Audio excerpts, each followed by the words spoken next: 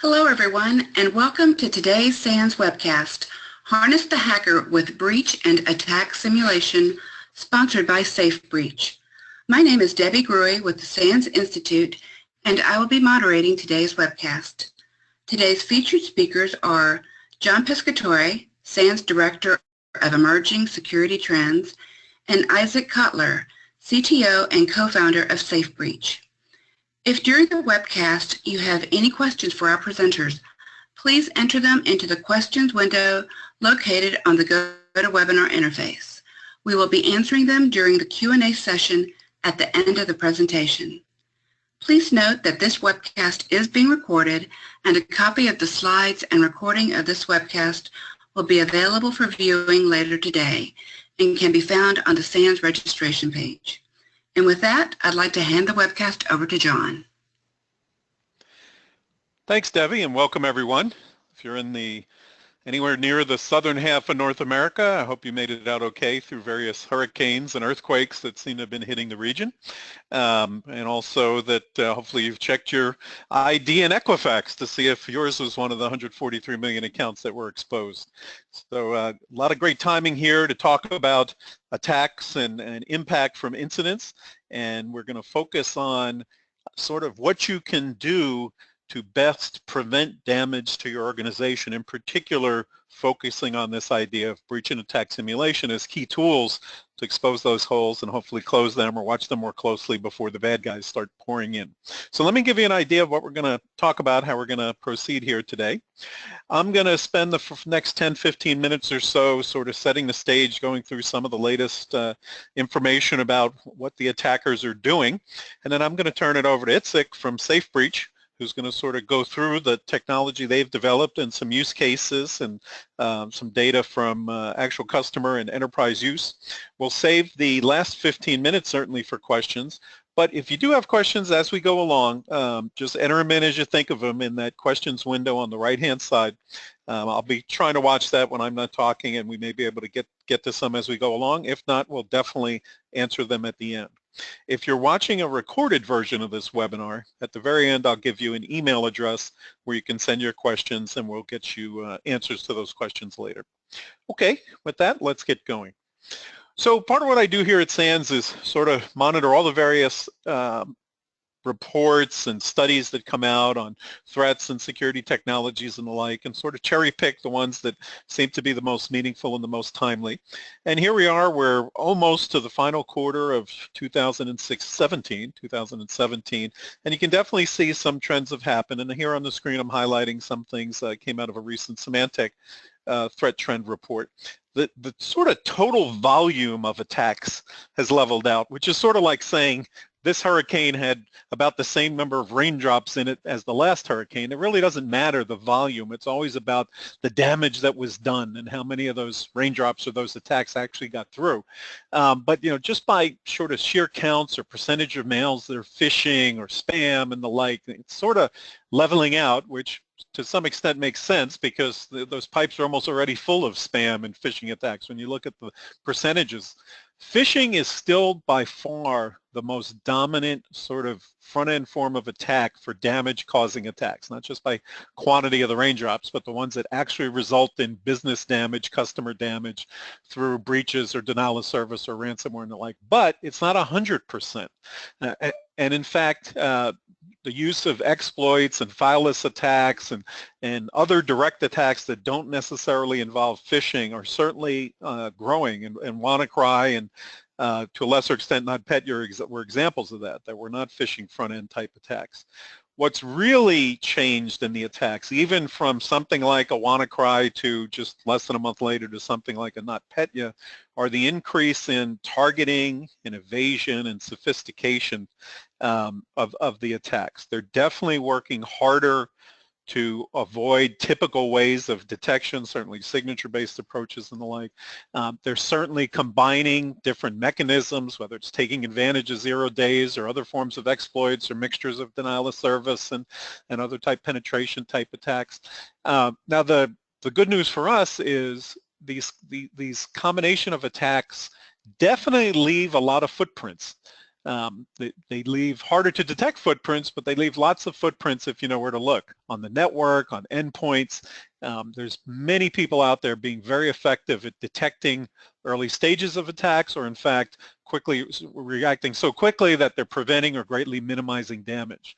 Now, on the bad news side is just as many of our business units and IT departments are moving towards using the cloud for software as a service and infrastructure as a service, unfortunately the bad guys are actually using cloud-based cybercrime as a service offerings that greatly lower the bar for launching sophisticated attacks or high volume attacks like DDoS and the like. And we'll go through each of these areas in a little bit as we go through. I did want to point out in the upper right of this chart here, this data came out from Symantec earlier in this year. It was before WannaCry, and you see the high percentage of attacks, or the high number of attacks that are detected using these common tools that are being misused by attackers. Mimikatz PowerShell, WMI, and Windows Credentials Editor, Windows Management Instrumentation, and Windows Credential Editor type functions that have legitimate uses for credential management and the like, are being used for credential harvesting and other ways to sort of get a footprint,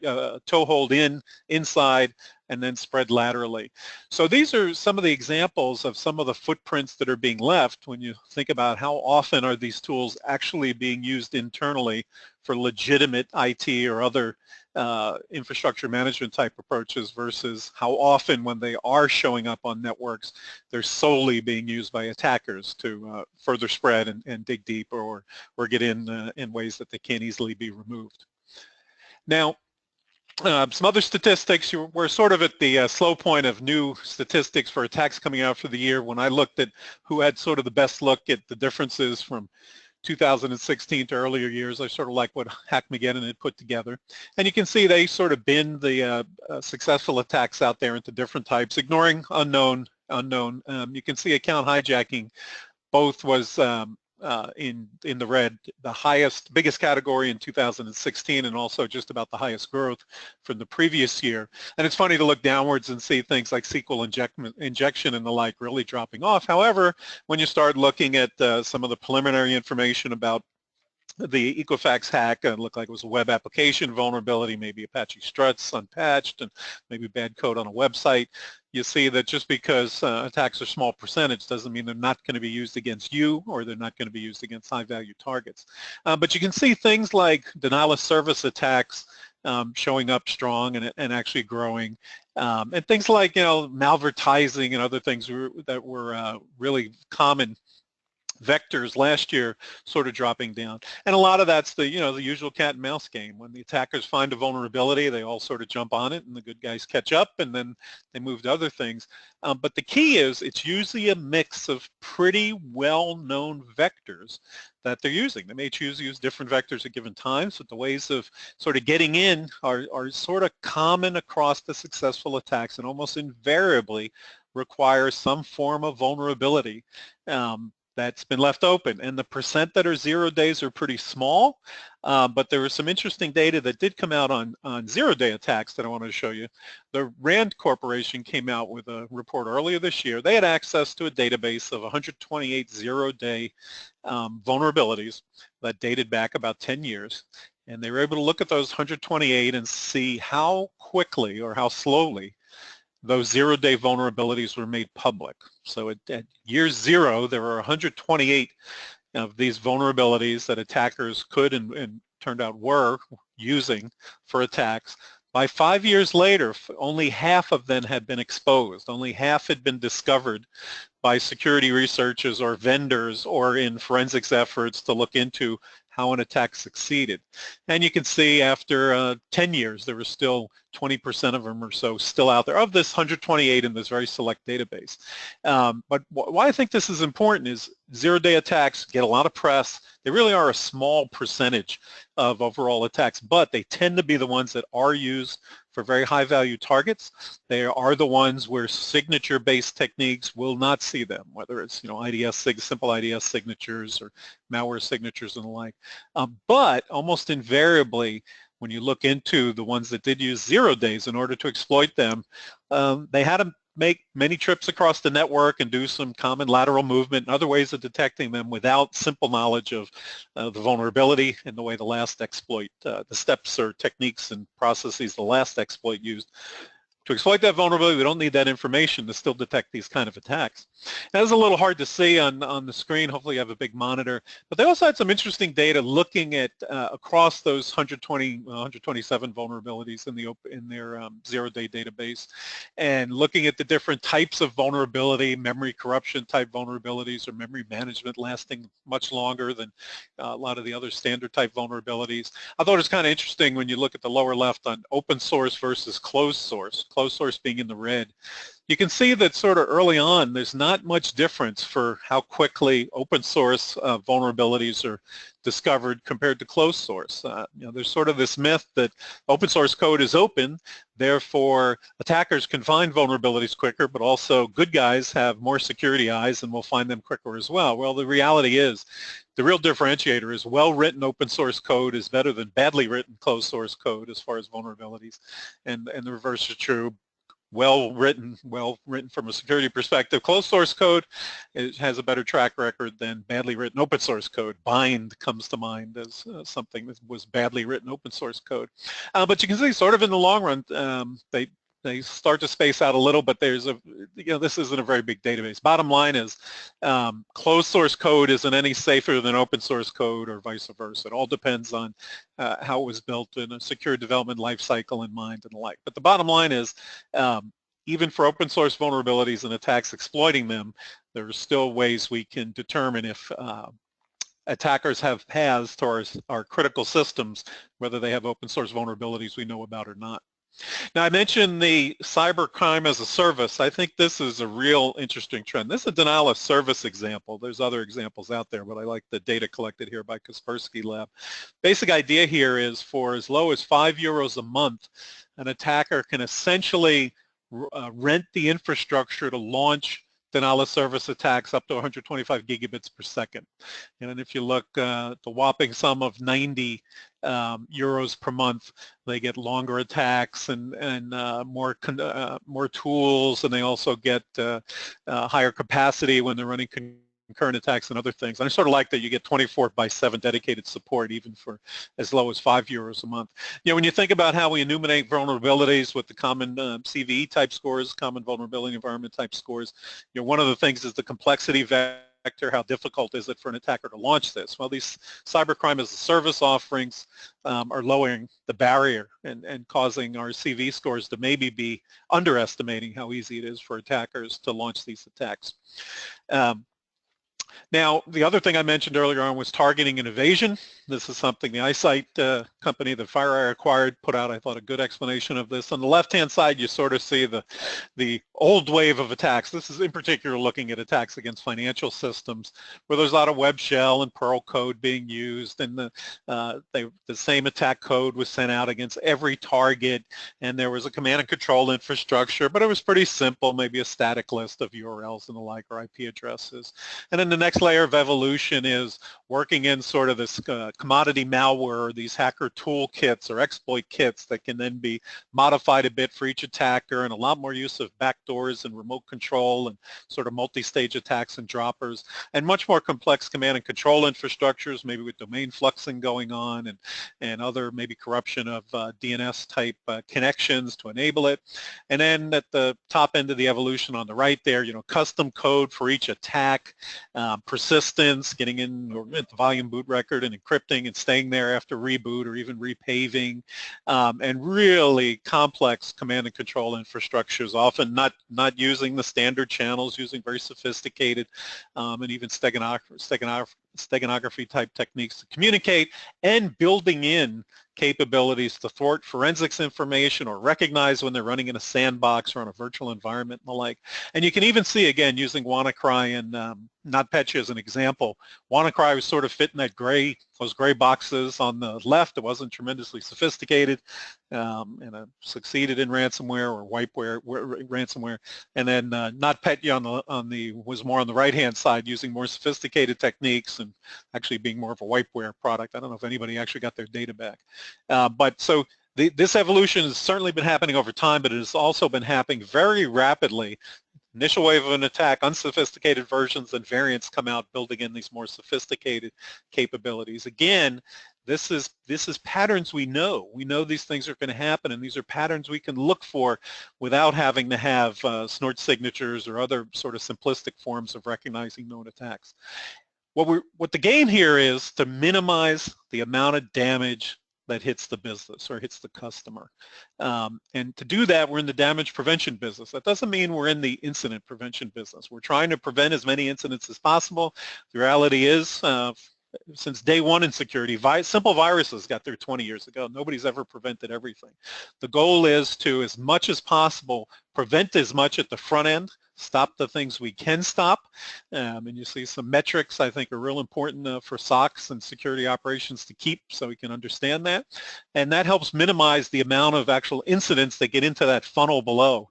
And then we have to start measuring how quickly, on the left-hand side, the sort of time metrics, how quickly we react. When attack came into the network at time 0, how quickly did we detect an attack was underway? How long did it take for us to determine the response and launch the response? And then the final, it fell off the bottom of the slide, is the resolution and repair kind of metric.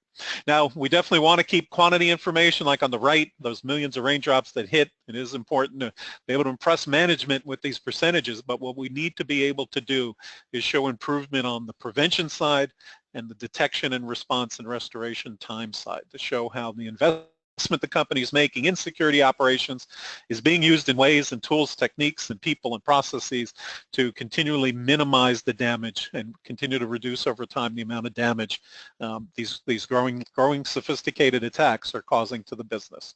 So with that as an introduction, let me turn it over to Itzhak and have him drill down. Thank you very much, John. And as a segue to what you just described, there's one thing that we can count off is that hackers will be our QA, and whether it's denial of service attesting our network's defense, whether it's malware attesting our endpoints, or C2 communication attesting our inbound and outbound controllers, hackers are continuously trying to hack into our companies. They're basically our QA function. But in order to be ahead of them, in order to be one step ahead of the game, we need to become proactive about understanding what their capabilities, and this is what we're going to talk about today. So if I'm a CISO right now in a company and I understand that hackers are coming for me, what are my options today to gain this kind of an insight of what the adversary, what the attacker can do today? What kind of breach methods can be operating in my company? So what we see here is a kind of a 2D matrix that takes 2 axes into account. The first is the perspective, just how wide can I get the understanding, when the ultimate goal is to get the full kill chain, meaning understanding all the different steps that the attacker can take. And of course, the axis of the time. We want to have this information continuously. We want to have it on demand. So whenever we need to make a business decision about opening a firewall port or allowing certain things to happen in the company, we're aware of the risk that's associated with it and what hackers can do as a result of it. So we'll begin with the very go-to kind of market approaches of penetration testing. Pen testing can help us understand the risk associated with a certain software or network. Usually it's a very nerve-focused. Pen testing will go after a certain element, and it will be obviously a point in time, meaning that the second they will finish conducting the testing, any further changes to that environment, network, or company will not be taken account into the report. So moving on the axis of the visibility here, the way to increase the capability of the red team to do more than just a single application or network is obviously shifting toward the red team mentality. The red team, they now go, they own a target, they own goals, and these goals will be cross-company, cross-functional. They will test a lot of different things, a lot of different methodologies, and obviously they will provide the full kill chain visibility. However, again, as good as the red team will get, it's still a point in time, meaning the changes that will take place before and after, obviously after, will not be taken into account. Now, if you look in the continuous scale, so going back into how we can make pen tests a little bit more continuous, is obviously shifting to vulnerability assessment. These are software, they can scale, they can be launched on demand. However, vulnerability assessment do not contain all the techniques. For instance, we spoke earlier about spear phishing, which takes the human element. We talked about exfiltration of information in the case of the inside threat. These are not the cases that vulnerability assessment can be of an help. So what are we missing here? What we actually want is something that will be automated, meaning we're looking for a software that can be continuous, looking for something that is comprehensive, that gives us all the techniques that the hackers today are doing. But most importantly, we're looking for a solution that is safe enough that it can be running in our production environments, on the laptop of our CEOs, something that will not disrupt the business, but provide the insight. So here's enter the breach and attack simulation. The breach and attack simulation is exactly covering that pain point today of how we do continuous security validation. So looking on this slide here, you can see that we expect such solution to be deployed in multiple environments in multiple configuration. We expect breach and attack simulation to be operating on the laptops of the employees. We expect this solution to be deployed in different network segments. This solution should cover both on-premises as well as cloud. The bottom line is that you expect breach and attack simulation solution to be whatever the attacker can be. So you can then get the insight of how safe you are from that perspective. You expect the simulations to be real. And when I'm saying real, I mean that this action would look as they actually coming on that particular machine, so your security controls will be triggered. These are not should be pickups or replay attacks. It should be real-life custom breach methods that are running and then creating the same behavior, the same characteristics as the real attacker would have been, so you can see your security controls in play. Moving into the content, obviously this is not a pure software play. There is a major content element to what kind of test are you testing.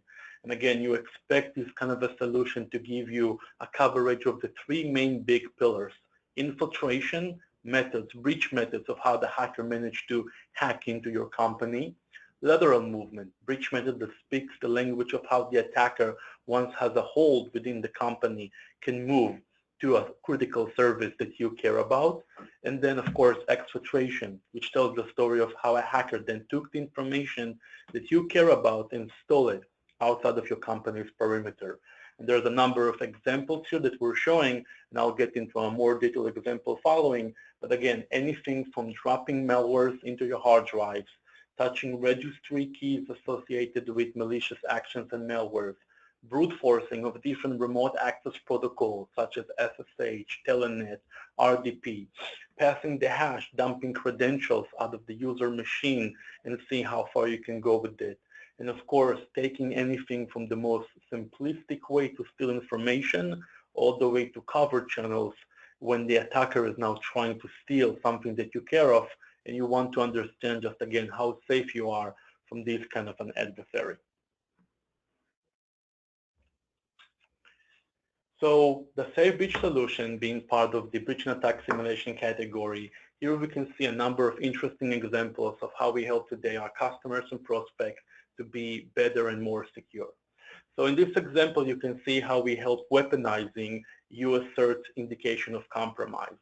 It's an interesting choice of words because weaponizing is usually associated with something negative from the attacker perspective, but in this case, we're doing the exact reverse. We're taking an indicator of compromise. In this example, you can see we're drilling down into an attack simulation that's associated with APT10 operation. These are a list of domain names that was provided by the US CERT as part of their advisory. And basically what we're doing is we're saying what kind of machine, in this case it's corporate user segment machine, can now access this malicious FQDN.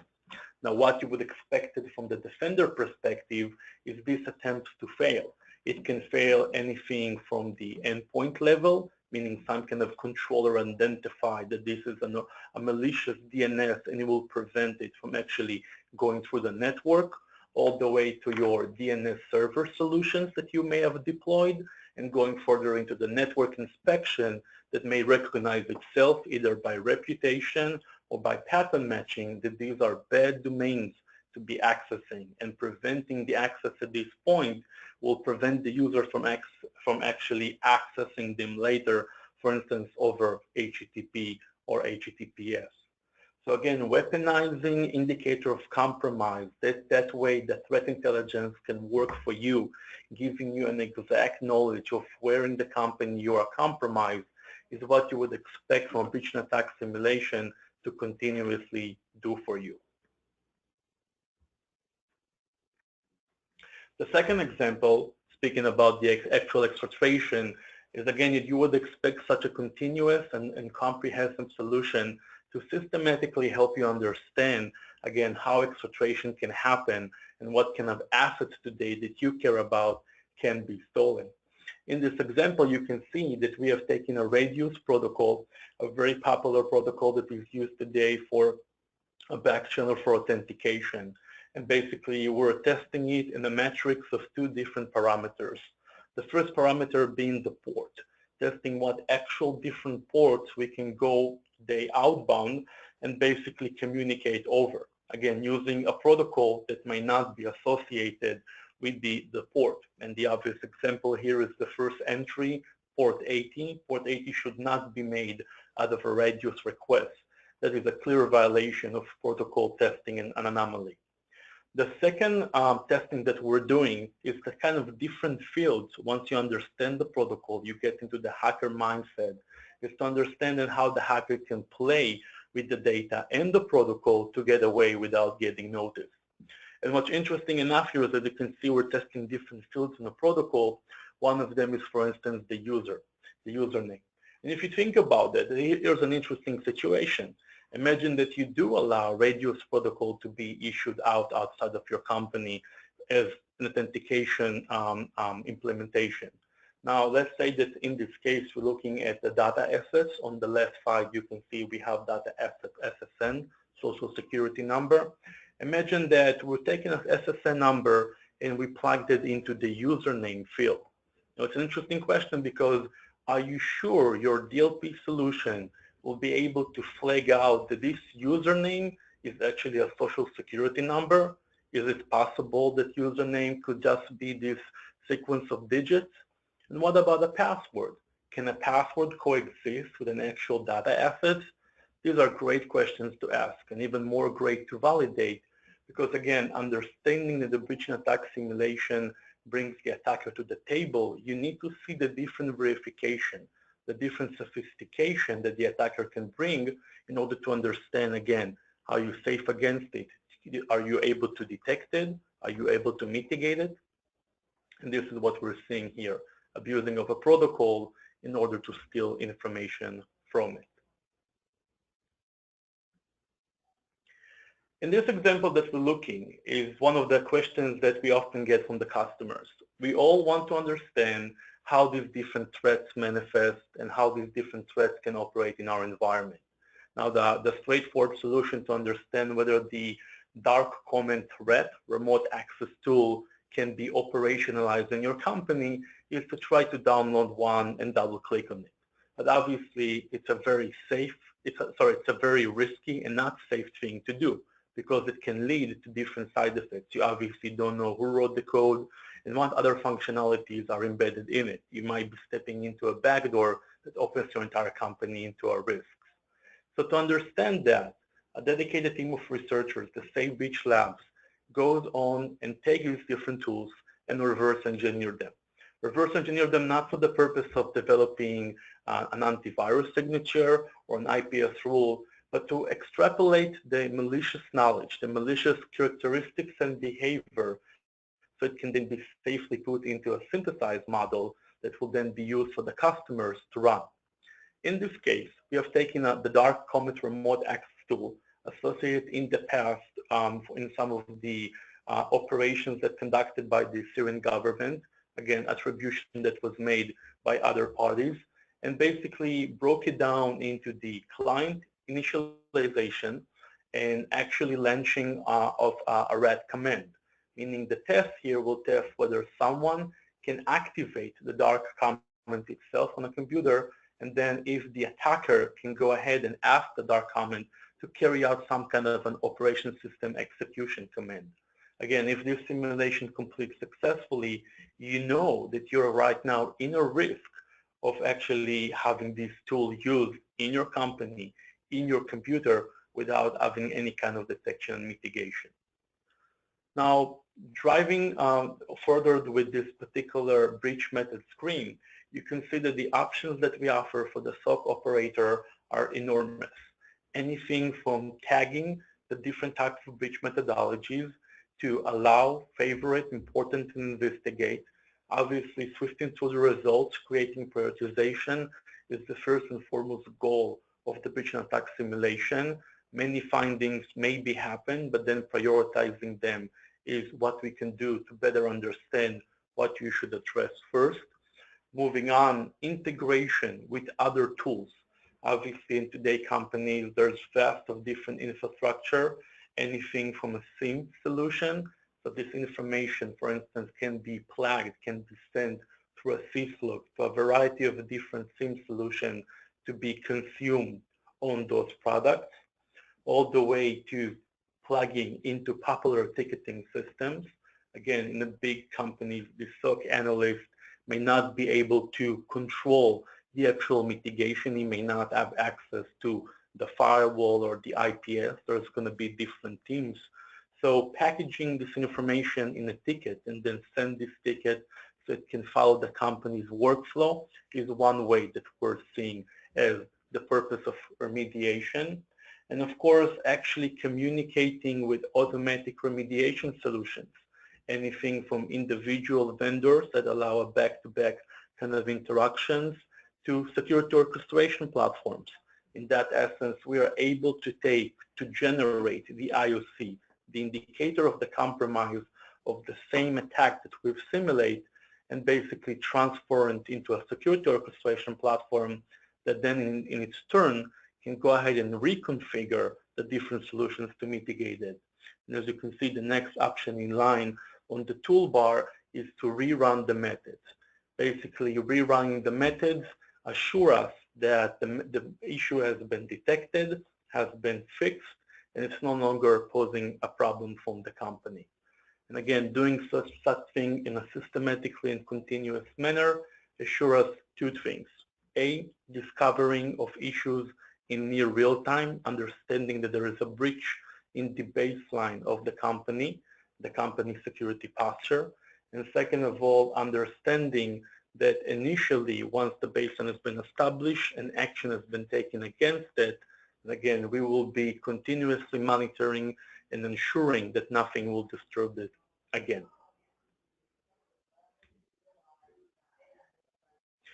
So coming from almost millions of executions among our different customers, different verticals, different companies, here are some interesting insights that we would like to share with you today of the things that we have found. And of course, you can always learn more and have more in-depth details downloading our Hackers Playbook in the link that you see below.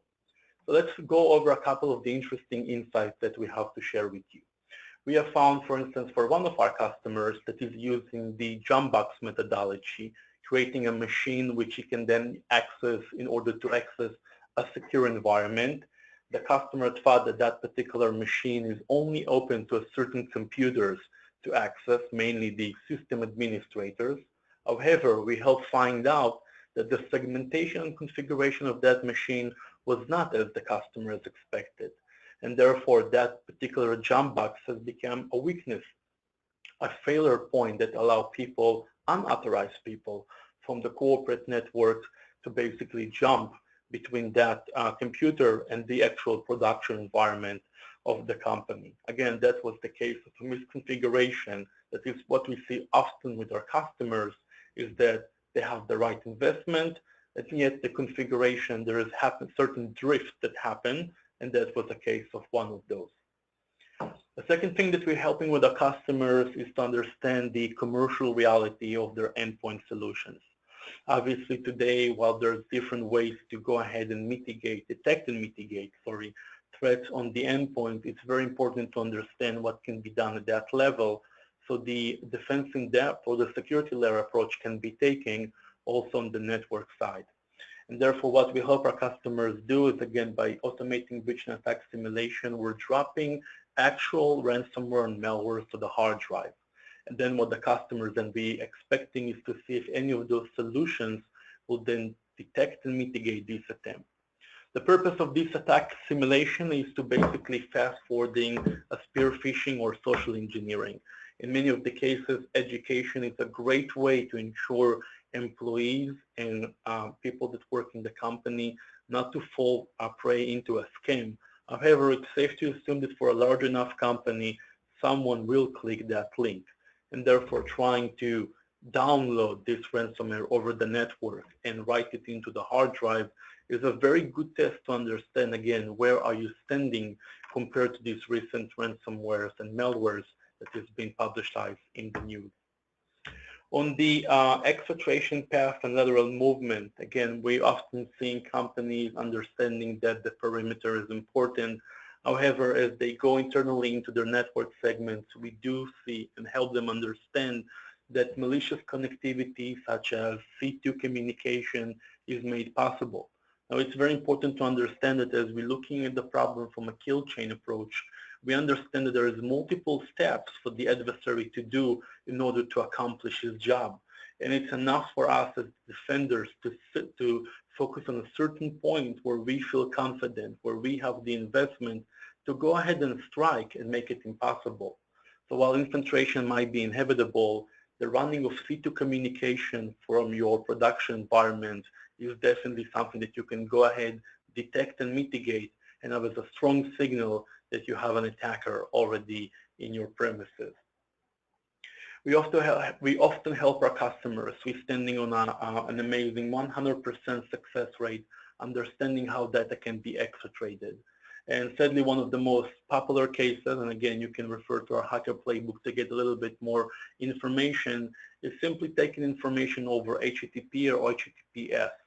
A lot of the companies today are enforced to use these protocols in order to communicate APIs to different services provider. However, not understanding how the attacker can then use this whitelisted port or service is a disservice to themselves. And again, HTTPS requiring SSL termination, something that not all the companies today are taking into consideration, is basically creating a blind spot where a hacker can use today almost a free certificate using, for instance, Let's Encrypt, can set up a machine on Amazon and create a legitimate SSL communication, can bypass all the security controllers, the network ones, without a proper SSL termination procedure in place. And again, more information can be found in the hacker playbook. We also help customers understand that there are sometimes, and of course in legacy environments, some legacy protocols. And for instance, Telnet is one of our favorite protocols to play with. Because while many people are certain that SSH is the only way, and it is the only way to operate today safely, still some old equipment or some old environments will require Telnet to be operating. And besides introducing them to the ideas that man in the middle on such a clear cipher protocol can be used to steal credentials, we also basically examine showing them that this protocol can be also used to take information from one place to the other.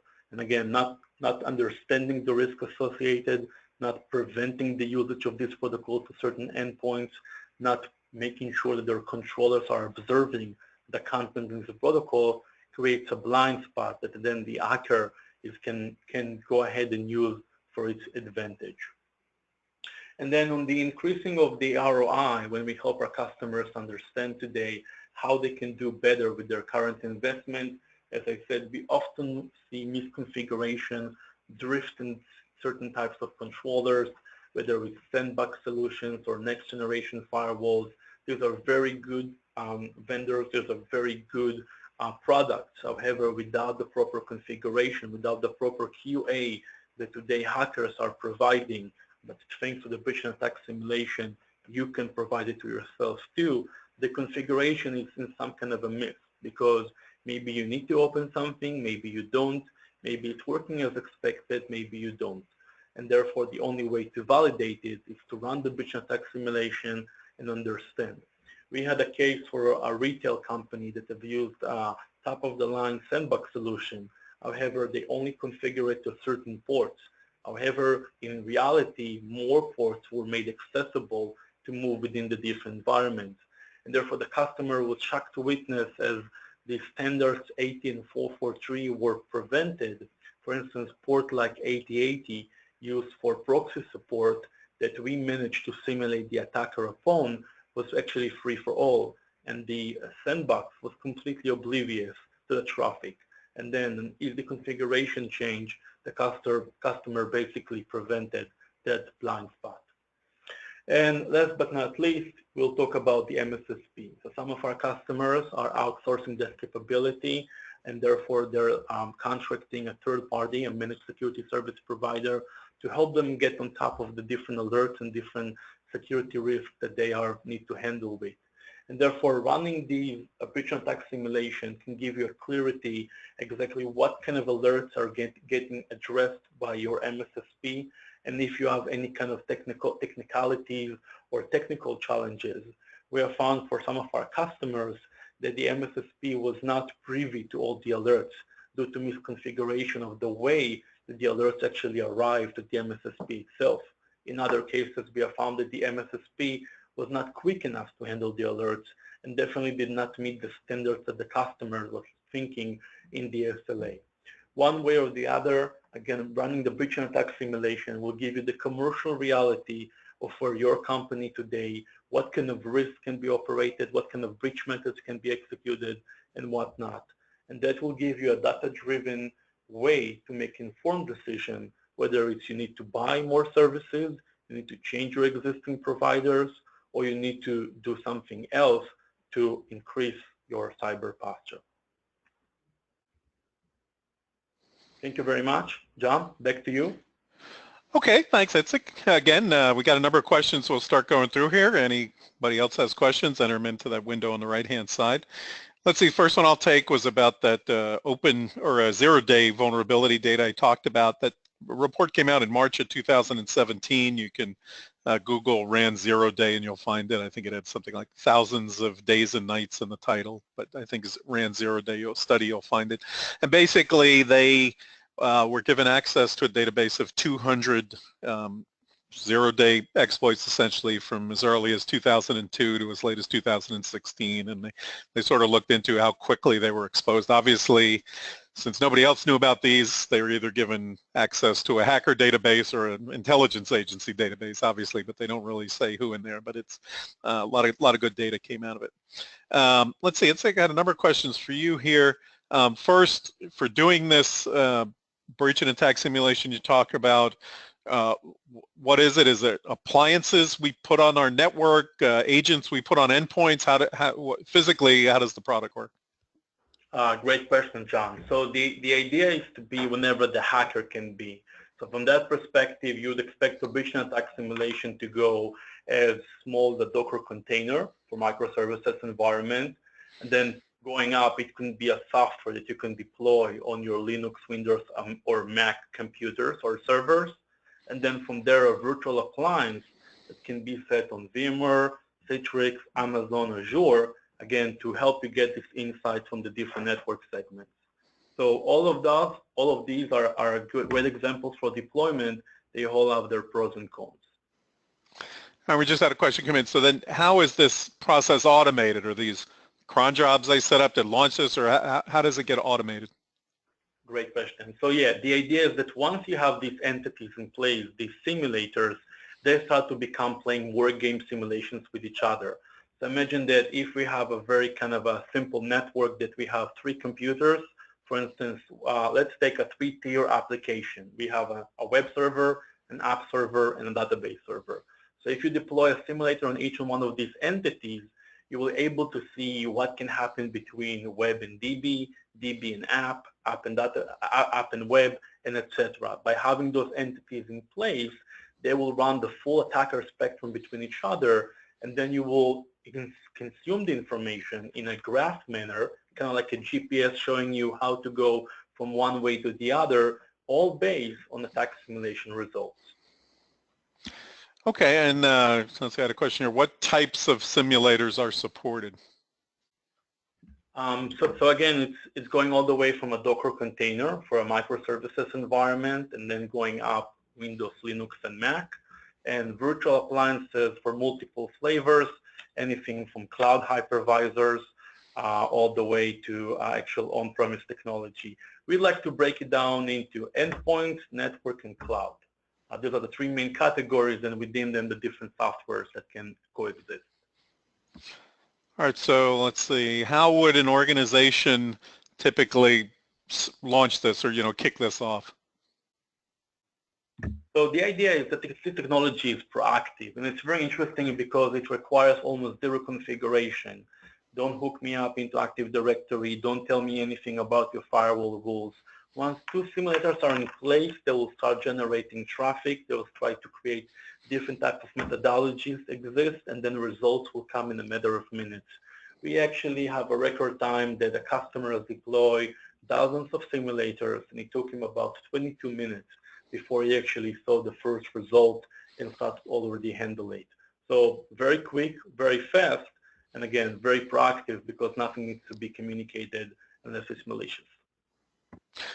So we use that three-tier web example you were talking about. Is if I install simulators around that, then first they go through some sort of discovery to determine what sort of targets there are, then they start trying to do things, or is there some setup where I have to put in, sort of the topography of my network and the types of protocols and whatnot in use? Yeah, so referring to that particular architecture, so once the three simulators will be connected, they will all be connected to the management. The management solution will then become some sort of a broker. It will go to each simulator and tell them, hey, this is your target, this is what you need to accomplish right now.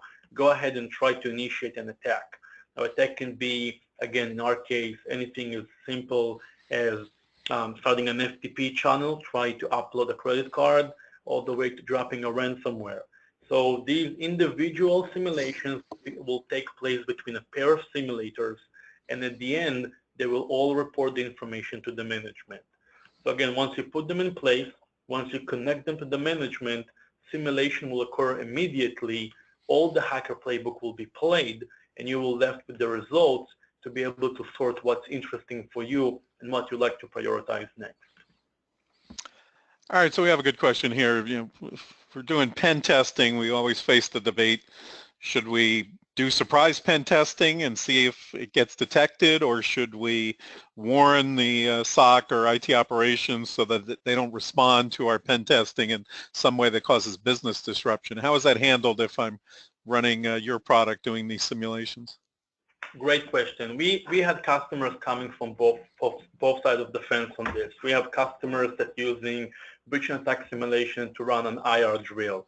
So they're obviously informing everybody, and they're using the platform as a benchmark to understand what kind of attacks have been played out versus which one were detected and mitigated. At the same time, we also help bridging what we call the purple team. So our platform, the Safe Breach platform, can bridge between the blue and the red. So obviously informing the people, working with them to understand, A, why they have not detected it, maybe they have some kind of a misconfiguration, and B, if this is something that we don't allow by design, how come we don't prevent it? And therefore, depending on what the customer would like to achieve, you can either try to run the platform without notifying anybody, or you can do it in conjunction with other stakeholders. It's eventually all dependent on the customer. We've seen both use cases in play.